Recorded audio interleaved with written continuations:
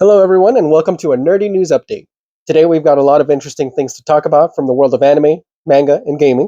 We've got news about the Sword Art Online project, the ending of Jujutsu Kaisen Modulo, and some great anime trailers. So let's jump into it. First up, we got big news for the Sword Art Online fans.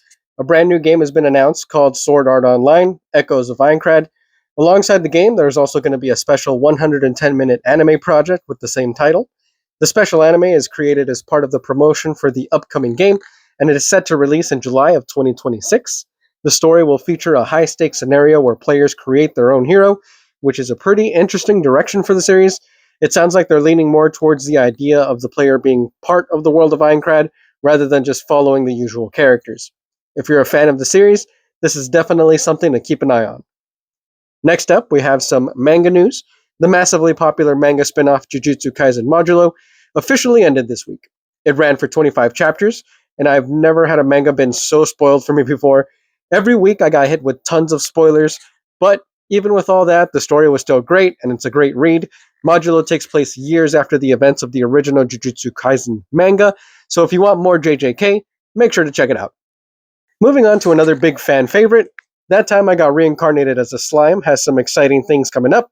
Season 4 is starting next month, which a lot of people have been waiting for, and on top of that, we're also getting a new movie released in May. The trailer for the movie dropped, and honestly, it looks great. The animation looks sharp, and it's going to go ahead and expand on the world even more. So if you're a big Rimuru fan like myself, the next few months are going to be pretty great. Now let's talk about anime trailers that dropped this week, starting with Suikoden, which is getting an anime adaptation based on the classic RPG Suikoden 2. The project is being produced by Konami Animation and is currently scheduled to premiere October of 2026.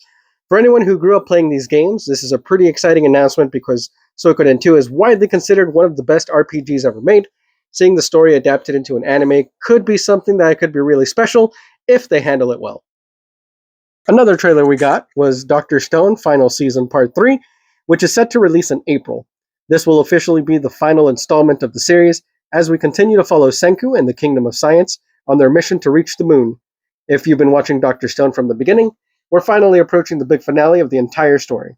And honestly, it's going to be pretty wild to see how everything gets wrapped up. We also got a trailer for a new series called The Exiled Heavy Knight Knows How to Game the System. The anime is based on a popular manga and light novel, and it follows a reincarnated gamer who ends up in a fantasy world where he plays as a heavy knight, which most people consider to be the worst class. But because he understands how the game system works, he's able to use that class in ways no one really thought about, turning it into something that's crazy powerful. So if you like game mechanic style isekai stories, this is going to be something you want to check out.